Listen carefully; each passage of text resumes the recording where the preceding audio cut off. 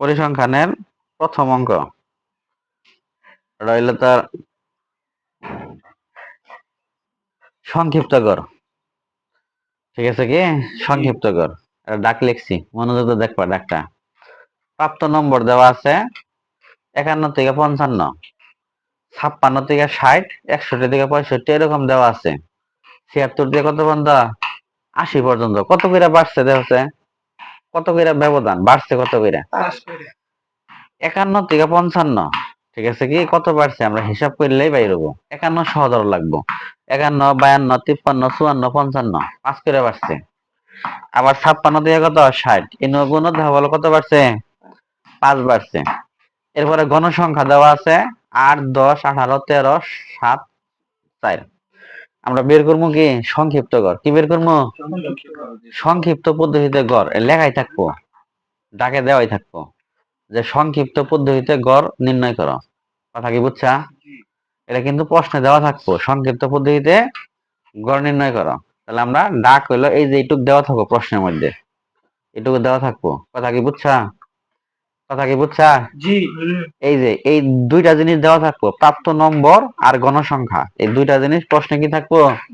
দেওয়া থাকবো। আমরা এই দেওয়া আছে এইটুক থেকে আমরা কি করবো? অঙ্কটা করবো। কথা কি বুঝছা? তাহলে আমরা একটু খেয়াল করি। এই সংক্ষিপ্ত পদ্ধতিতে গড় বের করার জন্য 5টা জিনিস লাগে। কটা জিনিস লাগে? 5টা জিনিস। এই জিনিসগুলা খুব মনোযোগ দিয়া, ঠিক আছে, একটু খেয়াল করবা যে সংক্ষিপ্ত গড়ের জন্য কি লাগে, মধ্যকের জন্য কি লাগে, এটা কিন্তু মুখস্থ রাখা লাগবো। সংক্ষিপ্ত গড়ের জন্য তাহলে কি লাগে? 5টা গড় কাটতে হবে। খারাপ 5টা জিনিস লাগবে। কটা জিনিস? 5টা। কি কি লাগবো আমরা একটু এই যে গড়টা কাটছি। শ্রেণীব্যাপ্তি লাগবো, মধ্যমান লাগবো। কি লাগবো? শ্রেণীব্যাপ্তি, মধ্যমান, যারা আমরা এক্সআই দ্বারা প্রকাশ করি। কি দ্বারা? এক্সআই। এরপরে গণসংখ্যা যারা প্রকাশ করি কি দিয়া? এফআই। তারপরে ধাপ বিচ্যুতি তারা প্রকাশ করে কি দিয়া? ইউআই দ্বারা। এরপরে এফআই ইউআই। কথা কি বুঝছা? আরেকটা জিনিস খেয়াল করবা যে ধাপ বিচ্যুতি এটা প্রকাশ করে কি দ্বারা? ইউআই দ্বারা। এটা কিন্তু ধাপ বিচ্যুতির সূত্র, এটা ইউআই সমান সমান এক্সআই মাইনাস এ বাই কত? এইচ। এই সূত্রটা লিখে দেন লাগবো। কথা কি বুঝছা? তাহলে ইউআই সমান সমান সূত্রটা কি? এক্সআই মাইনাস এ বাই কত? এইচ। এবং শেষের গড়টা এফআই ইউআই। এই হলো 5টা জিনিস আমার লাগবে। তো 5টার মধ্যে খেয়াল করবা এই দুইটা জিনিস, প্রাপ্ত নম্বর আর গণসংখ্যা, এই দুইটা জিনিস কিন্তু প্রশ্নে দেওয়াই থাকবো। বাকি যে 3টা জিনিস এটা আমার কি করতে হবে? নিজের বের করা লাগবে। কথা কি বুঝছা? তাহলে যে দুইটা জিনিস দেওয়া আছে এই দুইটা জিনিস দেখে দেখে কি করি আমরা খালি লিখে ফেলাই। তাহলে প্রথমে দেওয়া আছে কত? প্রাপ্ত নম্বর আর শ্রেণীব্যাপ্তি একই কথা কিন্তু, একই কথা কিন্তু। তাহলে কত আছে? 51 থেকে কত? সমান কর 51 থেকে কত? 51 থেকে 55। এরপরে আছে কত? তাহলে শ্রেণীব্যাপ্তি। তাহলে আমরা শ্রেণীব্যাপ্তিটা দেখে দেখে কি করছি? লিখছি। এই যে প্রাপ্ত নম্বর যেগুলো সেগুলো কি? শ্রেণীব্যাপ্তি। তাহলে আমরা দেখে দেখে লিখলাম। কথা কি বুঝছা? এরপরে গণসংখ্যা যেটা আছে, গণসংখ্যা, এই যে 8, 10, 18, এটাও কিন্তু প্রশ্নে দেওয়া থাকবে। এটা দেখে দেখে কি করবা? গণসংখ্যার ঘরে লিখে দাও। গণসংখ্যা এই যে এফআই। তাহলে কত কত আছে? 8, 10, 18, 13, 7, 4। আমরা গণসংখ্যা কি করলাম? দেখে দেখে লিখে দিলাম। কথা বুঝছা? তাহলে এখন আমাকে আরো 3টা ঘর আছে, খেয়াল করবে। 3টা ঘর, একটা মধ্যমান আর ধাপ বিচ্যুতি আর এফআই ইউআই। এই 3টা ঘর আমার নিজের বের করা লাগবে। এন্ড কিভাবে বের করি একটু খেয়াল করবা মনোযোগ দিয়া। ঠিক আছে কি? এটা কিভাবে বের করি? প্রথমে আমরা সেই মধ্যমান এক্সআই এর মান কিভাবে বের করবো? এক্সআই কিভাবে বের করবো? খুব খেয়াল করবা। দেখা শ্রেণীব্যাপ্তি যেটা 51 থেকে 55, এটা এই দুইটা আমরা যোগ দিব। 51 থেকে 55 যোগ করবো। যোগ করলে কত হয়? 51 যোগ 55 যোগফল কত হবো? 106। 100 কত? 6। যোগফল যা হবো তারে 2 দিয়া ভাগ। কয় দিয়া ভাগ? 2 দিয়া ভাগ, 2 দিয়া। তাহলে 106 রে 2 দিয়া ভাগ দিলে ভাগফল হয় কত? 53। এই হলো প্রথমটার মধ্যমান। দ্বিতীয়টাও ঠিক একই কাজ। 56 আর 60 যোগ করবো, যোগফল কত হয়? 56 আর 60 যোগ করলে যোগফল কত? 114। একটু খেয়াল করবা, তাহলে মধ্যমান আমরা দুইটা যোগ কইরা কয়টা ভাগ দিছি? 2 দিয়ে ভাগ দিছি। তাহলে 56 আর 60 যোগ করলে হয় 116। 116 রে 2 দিয়ে ভাগ দিলে কত হয়? 58। এখন আমরা একটু খেয়াল করি, 53 থেকে 58 কত বাড়ছে? 53 থেকে 58 কত বাড়ছে? 5 বাড়ছে না? তার মানে প্রত্যেকটা সংখ্যাই এরপরে 5 করে খালি কি বাড়বো। তাহলে 58 পরে যে আমরা 5 বাড়াই কত হয়? কত হয়? 63। 63 পরে যে 5 বাড়াই কত হবো? 68। 68 পরে যে 5 বাড়াই কত হবো? 73। তারপরে হবো কত? 78। এই কথা ঠিক আছে? মানে প্রতিটাই আমরা কি করবো? 5 করে খালি কি বাড়াই দিব। প্রথম দুইটা আমরা খেয়াল করছি যে 5 করে বাড়ছে, পরের গুলা 5 করে কি বাড়াই দিছি। কথা কি বুঝতে পারছা? অথবা কেউ যদি কয় না আমি সবটি যোগ কইরা পরে 2 দিয়ে ভাগ দিয়ে আমি লিখবো, তাও লিখতে পারবো, ফলে কি হবো, কোনো সমস্যা নাই। এরপর একটু খেয়াল করে সবাই, ধাপ বিচ্যুতি। এই ধাপ বিচ্যুতির আমরা কিভাবে বের করবো, এটা শর্টকাট একটা টেকনিক আছে।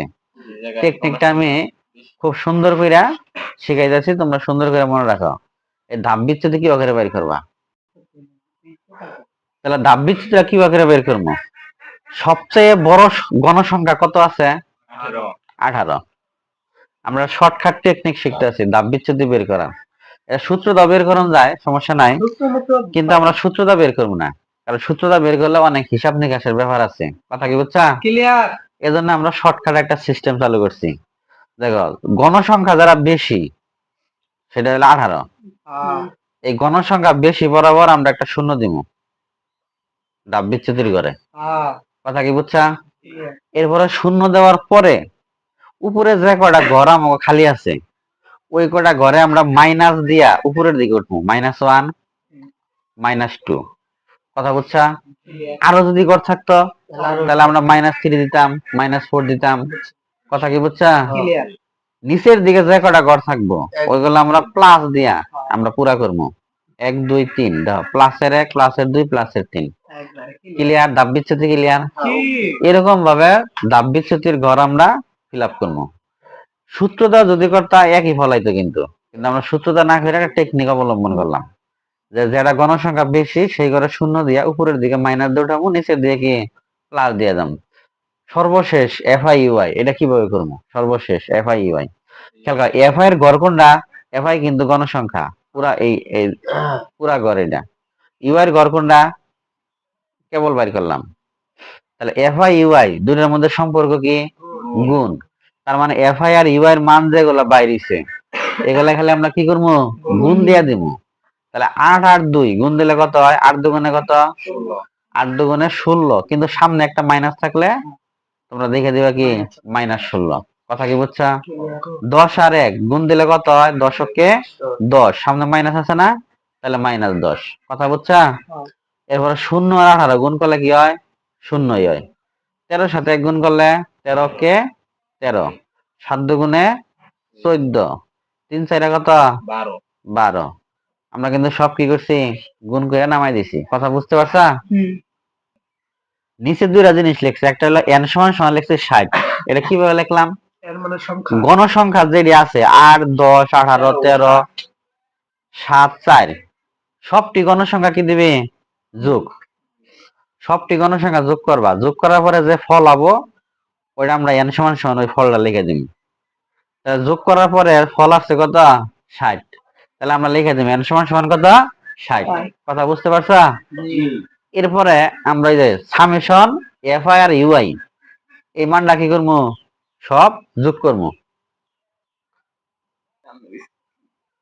তাহলে আমরা FIUI এর মান খেয়াল করবা সবাই, FIUI যে কটা মান আছে সব পাশাপাশি এইভাবে ক্যালকুলেটরে লিখবো। ঠিক এইভাবে ক্যালকুলেটর লিখবা, ব্রেকেট মাইনাস থাকলে কি লেখন আগে?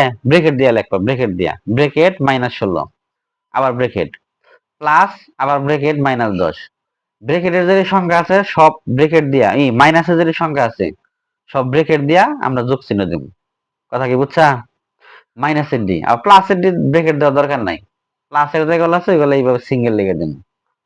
ঠিক এই লাইনটাই ক্যালকুলেটর তুলবো, ক্যালকুলেটর তোলার পরে দেখো ফলাবো কত 13, ফলাবো কত 13।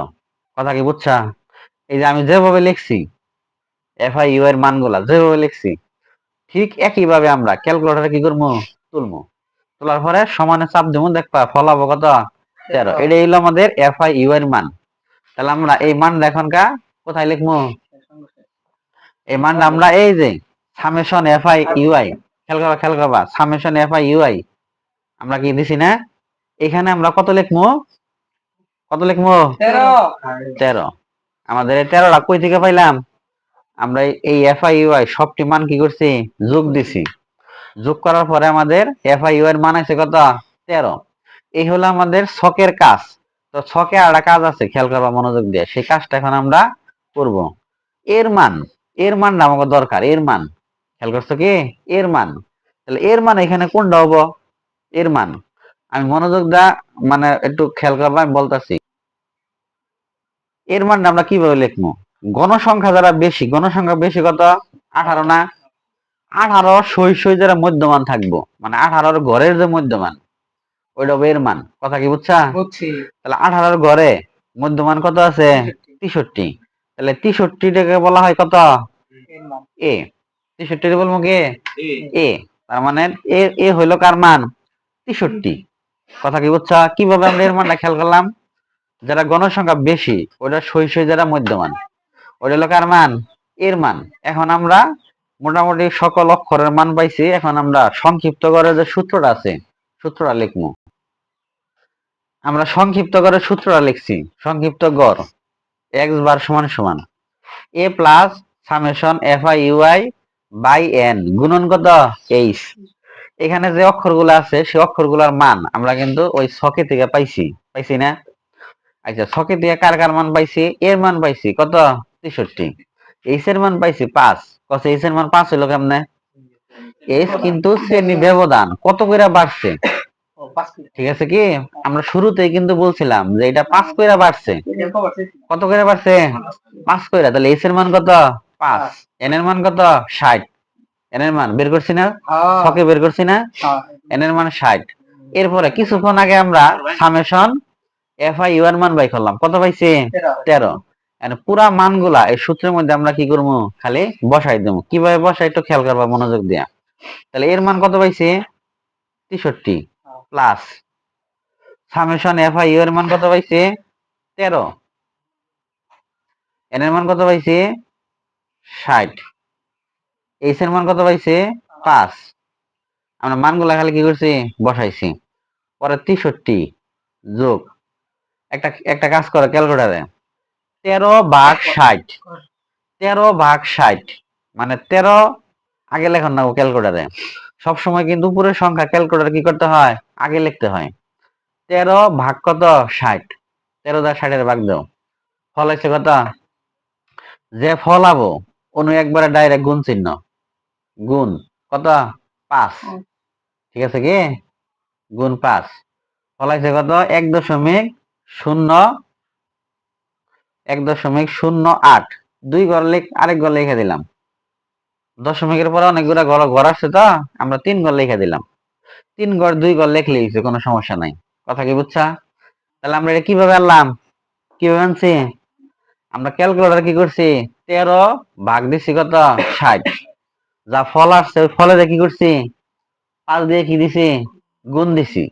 তাহলে একবারে আমাদের ফল আসছে কত? 1.0883। এরপরে 63 সাথে এটা কি দিব? আমরা গুণ দিব। তাহলে একবারে ডাইরেক্ট গুণ না, যোগ দিব, যোগ। তাহলে যোগ কত? যোগ কত? 63 যোগ ফল কত? 64.08 আরেকবার দিয়ে দিলাম। তাহলে এটা হলো আমাদের কি অ্যান্সার, এটা আমাদের নির্ণয় গড়। কথা কি বুঝতে পারছো? এই গড়ের একদম 100% একটা গড় পরীক্ষায় আসবো।